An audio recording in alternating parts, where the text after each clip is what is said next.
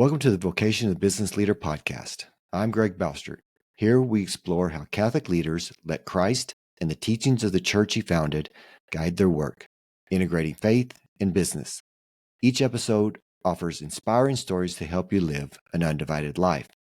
Let's meet our guest, LaFave. LaFave? LaFave, yes. A strategic sourcing director at Elevance Health. Welcome, Pete. Thank you so much, Greg. It's a real honor to be here. Really appreciate you having me on. I was looking at the guests that you've had on previously, some of whom I know well and have met. Real kind of heavy hitters, and so it's a real honor to be included among them. So thank you. Oh yeah, you bet. Tell us a little bit more about yourself. Sure. Well, so first of all, I'm a devout Roman Catholic. That's my faith is by far the most important thing to me. I'm married. I've got 6 kids under the age of 10. We live in Santa Paula, California, and like you mentioned, I am the strategic sourcing director in procurement at Elevance Health, formerly known as Anthem. And my roles there really come down to negotiating our strategic partnerships with our AI and health tech vendor partners. So I've been in that role for coming on about 12 years now. Great. So tell us about your childhood and your early faith journey. Sure. Well, going all the way back, so I was born in the Twin Cities, and I was baptized in the cathedral in St. Paul. So that church is beautiful. I'm not sure if you've had a chance to visit, but it's a just beautiful, large, imposing structure right there in downtown St. Paul. So I was baptized there. We lived in the Twin Cities for about 3 years. So when I was 3, my dad took a job in Butte, Montana. So he was a hydrogeologist, and he took a job at Montana Tech University, which is in a town called Butte, which I don't know if you or your listeners have been, but it's an incredible town. Just to give you kind of some history on it, it was an old mining town, copper mining town. And it really had its boom when they discovered copper there right around the time when they invented telephone wires, which were, coated with copper. So there was a huge demand. And so that town went from a small silver mining camp to this bustling town of almost 100,000 people. So it was, at one point, it was the largest town between, I believe, St. Louis and San Francisco. And it attracted all kinds of people at the turn of the century. Mark Twain visited, and just it had an incredible culture surrounding it. So, like I said, it was it had its boom, and then it had its bust, I think, around the 60s and 70s. As demand went down, a lot of the mines shut down in that town, and so it kind of went through a fate similar to a lot of the Rust Belt towns in the Midwest. So by the time we arrived, it was certainly, its heyday had passed. I'll put it that way. But it's an incredible town with beautiful, old brick buildings. Again, turn of the century. So it was a great place to grow up, and I was so fortunate to have 2 just incredible parents. They, from an early age, faith was very important to us, and I do give them a lot of credit because my siblings and I were homeschooled pretty much straight from the start, and this was, I think, early to mid 90s, when not a lot of people were homeschooling.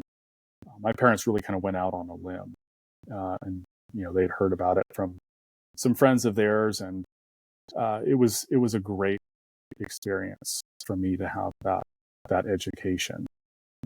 So I was the second oldest of six, and um, again, just faith was a very important part of our lives. And growing up in Butte, Montana, was a tremendous place to grow up. Lots of opportunities for skiing and hiking and things of that sort. So, like I said, I was homeschooled all the way through high school, and when the time came to choose a college, I was pretty unsure of where I wanted to go. It was, this path was, well, I could stay in Montana, go to a state school, become a ski bum, that kind of thing, or I could go to Thomas Aquinas College, which is a great book school in California. And so I went to the Thomas Aquinas College summer program, and I think it was between my junior and senior year, and I fell in love with the college, with the Great Books program, and so ended up attending TAC, and I have to say it was by far the best decision of my life. So how did you know about TAC, and any of your older siblings go there? We had a family friend who had attended and had told us about the summer program. So my older sister attended the summer program, came back raving about it. And so that was kind of what led me to at least just check it out and to do that. But otherwise, we didn't really know anyone else that had attended. So I was the first of my family to go. Now, you had told me previously that that you're a big supporter of liberal arts education. So, and also of the Newman Guide. So, would you explain what the Newman Guide schools are, and then why you're so bullish on the Newman Guide schools? Sure. So the Newman Guide it's a list essentially of recommended colleges that are faithful to the teachings of the Catholic faith. So, Thomas Aquinas College is one of them. Ave Maria, University of Dallas, Christendom, Franciscan University, Wyoming Catholic, John Paul the Great. I'm sure I'm missing a few, but it's schools that are in that vein, right? That they use kind of a rigorous set of criteria in order to list them. But you're absolutely right. I'm a huge believer in liberal education, specifically the one offered by the Great Books program at Thomas Aquinas College. So for those that are unfamiliar with the program, it's a set 4-year program. There are no majors, no minors. It's essentially studying the great books, all 4 years, no textbooks, all in the Socratic method. So essentially, the students do the readings. There's 17 per section. They do the readings in the off time, and they come to class prepared to have a thorough discussion on the text for that specific day. So really, I found that there's so much value in these, I'll just say, timeless treasures. Plato, Aristotle, Shakespeare, St. Augustine, St. Thomas, right? These works that have withstood the test of time.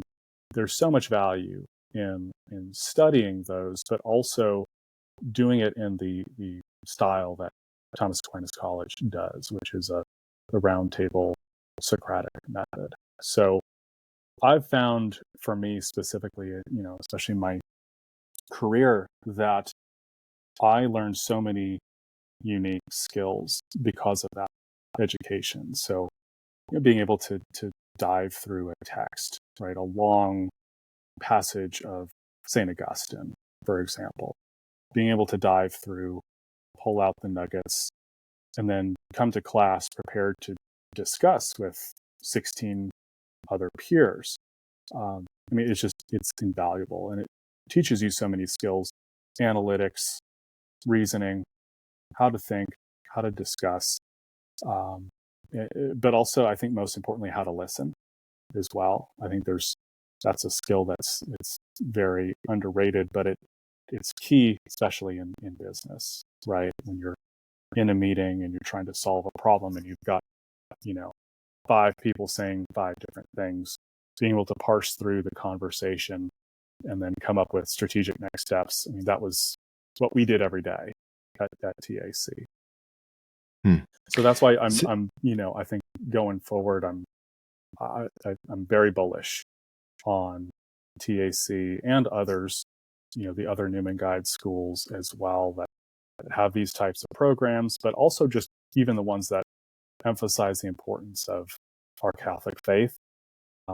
I do believe that, especially in this, the current climate, that they'll have an outsized role to play in the next 5, 10, 15 years. Yeah. One of the previous guests, John Johnson, is a big proponent of liberal arts.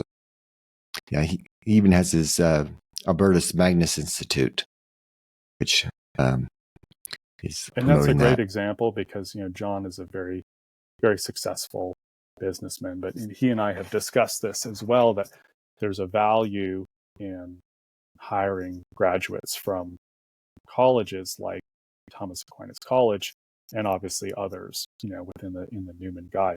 And that comes down to the fact that, while they may be green in terms of, specific business skills per se, they have the fundamentals, right? They've got the core principles. They know how to think. They know how to reason.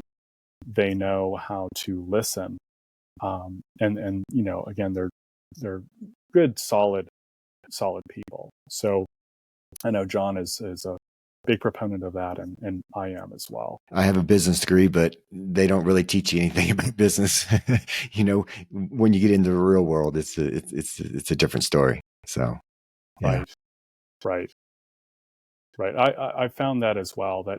And I tell this to graduates that are asking for advice, is that, look, you can learn kind of the latest, AI model, or how to use PowerPoint, or how to put together a deck, or how to do pivot tables in Excel, how to build a business case. You can learn all of those things fairly quickly, right? Especially with YouTube and things of that sort, right? What is harder and takes more time, and I think really gets to the value of schools like this, is, again, learning how to reason, analyze, and think. And then I think really the core of it all is, the faith, right? Underlying. I mean, at TAC, we had the opportunity to go to Mass 4 times a day, right? Or there were 4, I'll say there were 4 chances to go to Mass in a day. Confession before and after every Mass. So it was integrated in the life of the student. I know that's the case at all the other Newman Guide schools as well. So I think that's another, that's another core piece of these schools and what makes them great. So when you got out of school and you worked at Elevance, which is a huge company, how do you maintain your faith? I mean, what's the culture like, and how do you relate with so many people when you can't control the culture? Yeah, I that's a great question. So obviously, working for a large Fortune 20 company, it's going to be a different environment. But I like to think that, my faith really drives all that I do, right? Number one, trying to maintain the faith in an environment that's, not necessarily Catholic, but is secular. But also in trying to do, as good a job as possible, right? And kind of sanctifying my work, right, through my faith. I think that's very important.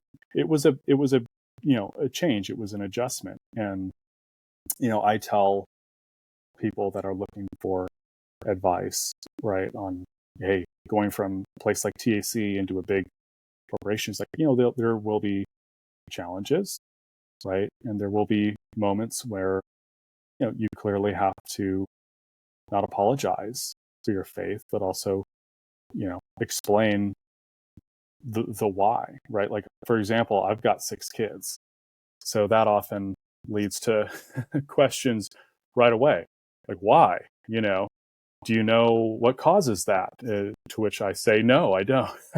uh, but I'm not afraid to say, yes, yeah, we've got 6 kids, and it's because we're, and that often leads to a very interesting and often fruitful conversation. So I think there's a fine line, right? You can't, you're not quoting Aristotle or St. Thomas, right, in every business meeting, right? That's obviously one element, but you're also, you're not apologizing for the fact that you're devout Catholic. And so I think there's a fine line there that's very important to walk, but I think it's one that, you can figure out. So before you went to Thomas Aquinas College, did you know what to expect and that how it would benefit you? I knew at a very high level what the school was all about.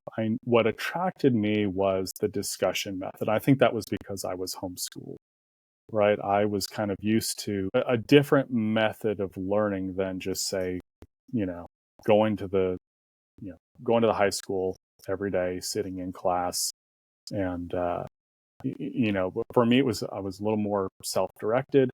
From an early age, we were encouraged, by my parents to read, which I think had a huge, that played a huge role, right? So I knew that that reading was a huge part of the curriculum, that there was a seminar style discussion. So those two were what really attracted me. But it was kind of beyond my wildest dreams in terms of when I got there, the culture, right? I grew up in a town. I had solid peers.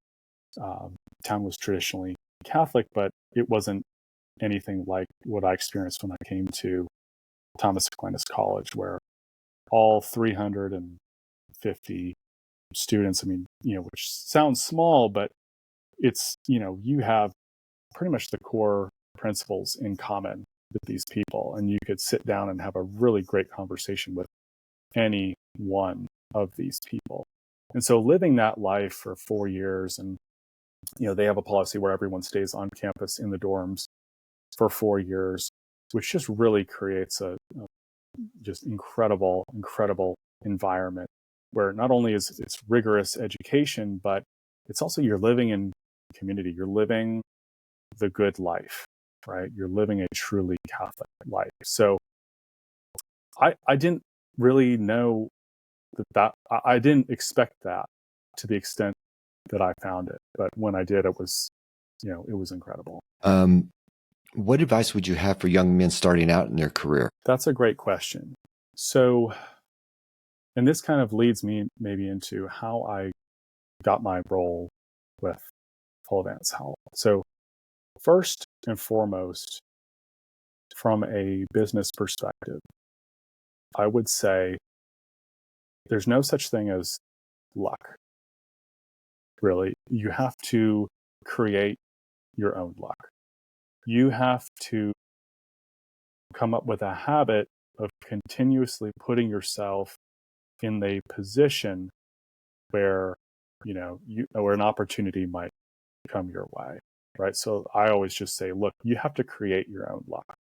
So I'll give you kind of an example. So when I was a student at TAC, I think it was my sophomore year, I was asked by the school administration if I would take on the role of a prefect, which is kind of similar to an RA.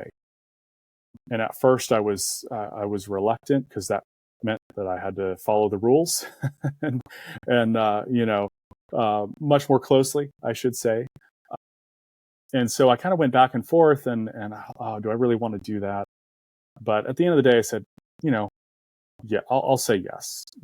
Why not? Right. And so as a result of having that job, I was then, put in the position where I was invited to represent the school more often for, say, when groups were visiting campus. And so just another example. I received an invitation when I believe it was the Knights of Malta or the Order of the Holy Sepulchre, which is a group. They were attending the campus for a lunch, and I received an invitation. Do I want to attend? Since I was a prefect, do I want to attend and represent the school? And again, it was another option where I could have just said no. I'll blow that off. I don't. I've got something else I could be doing, but again, decided to say yes. And I went, and during that lunch, I just happened to be seated next to the college's vice president for development. And we got into a conversation around, my plans for after graduation. He said, well, what are you interested in? And I said, gosh, I think business. I'm still figuring that out. And he said, well, actually, it turns out my brother is visiting campus next week. He works for this large health insurance company in procurement, and that's something you should go check out. And I'd seen the flyers advertising that talk, but again, it was something that kind of gone in one ear and out the other, right? In terms of, well, I could attend that, or I could, go off campus and go to the beach, right? If it's a sunny day. So again, just kind of these examples of putting yourself in these positions to where you never know what opportunity can come out of that. So long story short, I attended that talk, and they were advertising summer internships for the following summer. And so I decided to apply, also because I was getting towards the end of my senior year. I was seriously dating my wife, who I'd met, or my then girlfriend at the time, my now wife. And I was like, well, I need a job. And so long story short, my whole point is that I tell young men, say yes to things, right? Make a habit of showing up, saying yes, opening yourselves up to these opportunities, and things will fall into place. So just quick continuation of that story, though. They had sent out a case study as a part of that application. And as a part of the case study, it was just a set of raw data in an Excel file. And they said, go through this data, put it into a PowerPoint presentation on your findings. It was spend data. Analyze this spend data, put it into a PowerPoint, and send it back. And so, I had not had a lot of experience with Excel or PowerPoint up to time, but kind of getting back to what we were talking about earlier, I went to the library, got onto YouTube, learned how to put together a good PowerPoint presentation, and ultimately I was selected as a finalist for that role, for that summer role, but I ultimately did not get offered that final position. So what I did right after school was I went and I worked on a political campaign out in New Jersey for a guy, Steve Lonegan, who was running against now Senator Cory Booker in the 2013 New Jersey special election. So I went out and I did that. I got that role because the campaign was being run by a TAC grad. And I have to tell you, that was some of the most, incredible trial by fire, business experience of my life. So my role was, I was coalitions director. So I was in charge of reaching out to pro-life groups, Second Amendment groups, religious leaders, so Catholic, Coptic, Jewish, Muslim, all of these potential voting blocks throughout the state of New Jersey. That was my task. So it was an incredible experience. It was very intense because it was a special election. So it was typically a 16-month campaign compressed into about a 4-month campaign. It was incredibly long hours, 15-hour days, but it was a tremendous experience. And so about halfway through that campaign, I got a call back from, at the time it was WellPoint. That was the name of the company. And they said, hey, the person who took that role that you'd applied for actually is leaving. Would you be interested in coming back and interviewing? And so I said, well, I'm working on this campaign, but it ends in about a month, and can I interview when I get back to California? And they said, sure. So that's, in short, kind of how I came to Elevance Health. So the bottom line is that for advice to young men, that's what I tell them, especially when it comes to business. In terms of just life in general, I'm a big proponent of the Tucker Carlson advice that get married young and have as many kids as possible. Now, I know that's not maybe the universal for every single person, but I think just in general, it's good advice. It's what I did, right? We got married pretty much right after my wife graduated, which was a year after I did. And I can just say the sense of purpose that being married and then having kids to provide for, the sense of purpose that gives you, especially in a job, in business. I mean, it just makes everything a lot more clear, right? You have kind of, sometimes I'll say like an angst with, finding your soulmate or, for people that are single, right? There's an angst or an anxiety there that when that's taken care of and when you have your mission clearly laid out, it just makes things so much more clear. So that's my general advice. So you said that you have 6 kids under 10 and that you read aloud to them every night. And so tell us about that. So why is that so important and what benefits have you seen from that? Yeah, it's a great point. So growing up, my dad read aloud to us pretty much every night. And I mean, we read all kinds of different books, but just, again, great literature. And I found that having that skill of learning how to listen, and again, kind of encouraging reading, that played a huge role for me growing up. So that's something I've tried to do with my own kids is, we read all kinds of different books. The Hobbit, The Lord of the Rings. One series is the Redwall series by Brian Jakes, which, I think after about 10 books, they kind of become pretty formulaic. But the reason I love those is because Brian Jakes, the author, uses these just very flowery, descriptive adjectives in his writing. And I noticed that for my kids, it impacts their vocabulary as well when they're just accustomed to listening.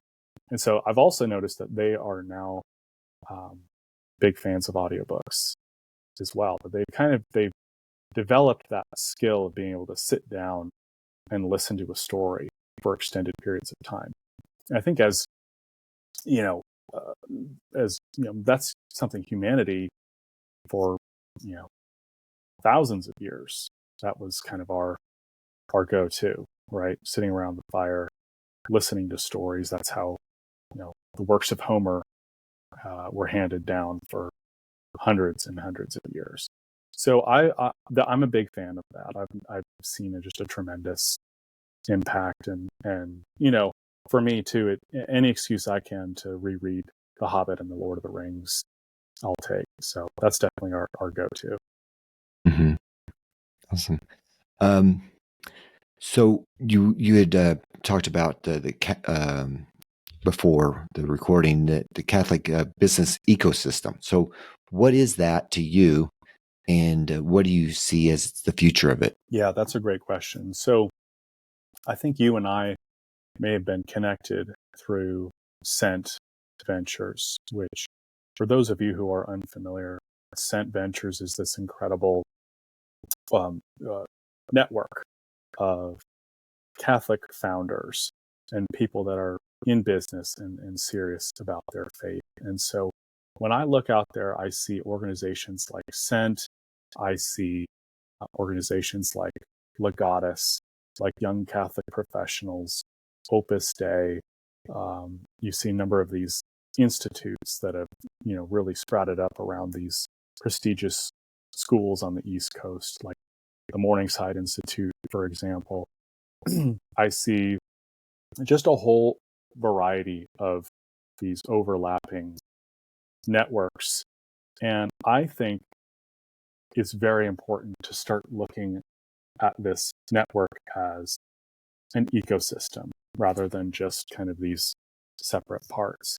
Really, because and we all know this and we all joke about this, just how small the Catholic world is, especially when you factor in like these Newman Guide schools and the communities surrounding these schools. So take Front Royal, Virginia, Santa Paula, California, Steubenville, Ave Maria, right? These are all kind of creating this ecosystem that then feeds into these really tremendous organizations. So I see a tremendous potential there in kind of harnessing that network, right? And thinking about how can we be more strategic as Catholics in utilizing this network. So I think groups like Sent do a fantastic job. And I think there's a lot of potential out there, especially when we see, graduates from these Newman Guide schools. How can we create talent pipelines to get these candidates good jobs? When they have good jobs, that in turn fosters families, stable families. That in turn fosters a sense of community, right? Especially in these hubs that I mentioned, right? When that happens, when you have stable communities, that begets, again, more solid people going into these schools.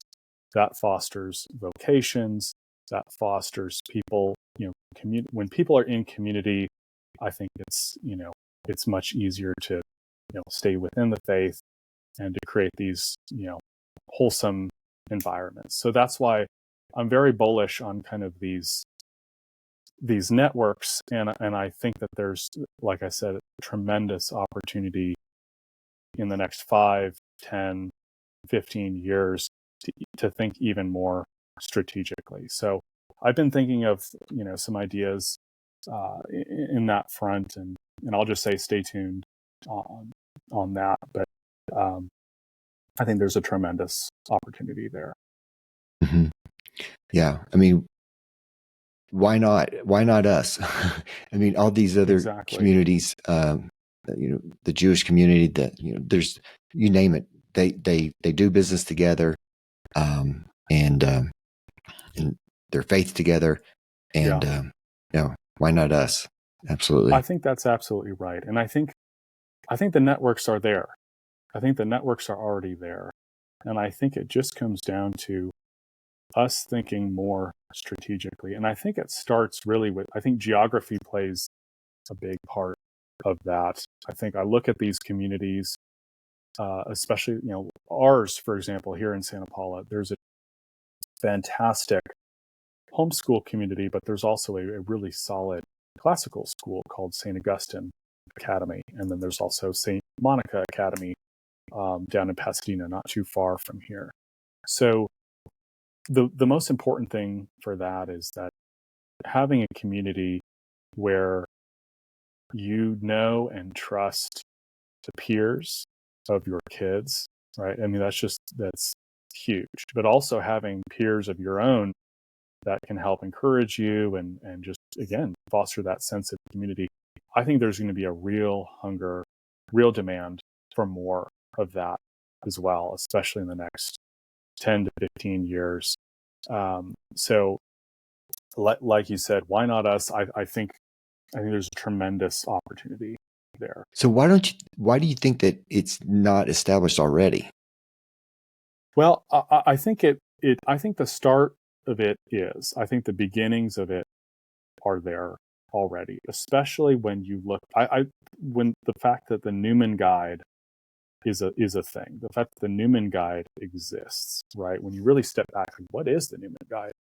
It's a stamp of approval, and by now we just, when we say, oh, it's a Newman Guide school, everyone kind of knows what we mean, right? And so, especially the fact that, as we're all having bigger families, and some of those kids will go to a specific, let's say TAC or Wyoming Catholic, but some others might go to Christendom, or you can just see that for these families, there's kids going to different schools. They meet their spouse there.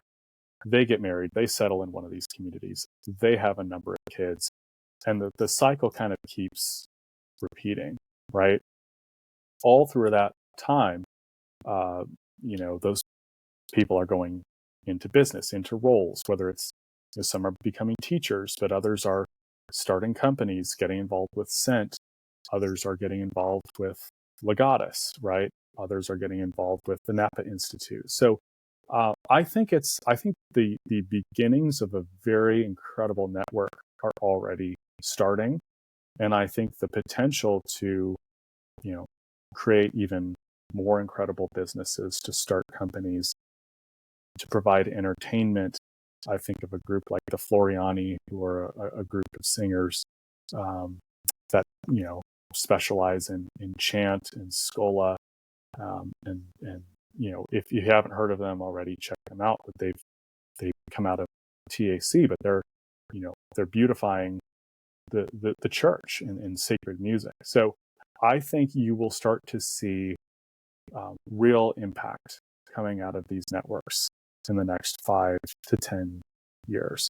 Companies, entertainment, right? Parallel entertainment that we can have our kids watch instead of Disney, right? Things of that sort. I think you'll start to see that come out very soon. Mm-hmm. So what would you say is the vocation of the business leader? I would say first and foremost to, evangelize through your work, right? Staying true to your principles. And I would say understanding the why and the purpose. At the end of the day, it's not just about the career, right? For me specifically, my job is first and foremost to get to heaven, to help my spouse get to heaven, help my children get to heaven, right? While we're on earth, fostering a solid home and a good community for my family to thrive in. So I think having in your career, ensuring that that's ordered properly, plays a huge role in your vocation. And then I think, while at work, right, standing strong for your principles. I think that's a very, important, something that, not to lose sight of. So I think that all of those kind of fit together as a key role for the vocation of a business leader. Is there anything that I didn't ask you that you'd like to talk about? No, I want to thank you for the time today and for having me on. And again, just, touching back on some of the things we've talked about, right? I'm so grateful, for everything God has done in my life and the direction that He's taken me through these, for allowing me the chance to attend a place like Thomas Aquinas College, getting involved in a place like Scent Network, meeting people like you, meeting people like, the folks that you've had on your show. I'm very grateful for. So very grateful for the opportunity today. Well, you're a great member of the community. You're always giving, and we really appreciate that. And love your insights. You have an eye for beauty, and so are you really interested in architecture? I am on the side. I'm a huge fan of beautiful buildings. So anytime that I see there's a new, say, a project in the works, a new design or something of that effect, I love sharing it. So I'm a big fan of sharing that on LinkedIn. encourage all your listeners, feel free to connect with me there. I love sharing interesting stories as well of things that are happening in our world. So to the extent I can help promote other people that are starting businesses or have their own organizations or getting involved in a specific project, I love to share that. Awesome. Well, thank you so much for your time, Pete. Thank you. You're a blessing. It's been a real honor. God bless you. Thank you. Thank you for joining us today's episode of the Vocation Business Leader Podcast. We hope you found inspiration as we explore the powerful union of faith and business. If you enjoyed the episode, please subscribe, share it, and leave a review. Until next time, may God guide your work and help you witness His love in all you do. God bless. God bless.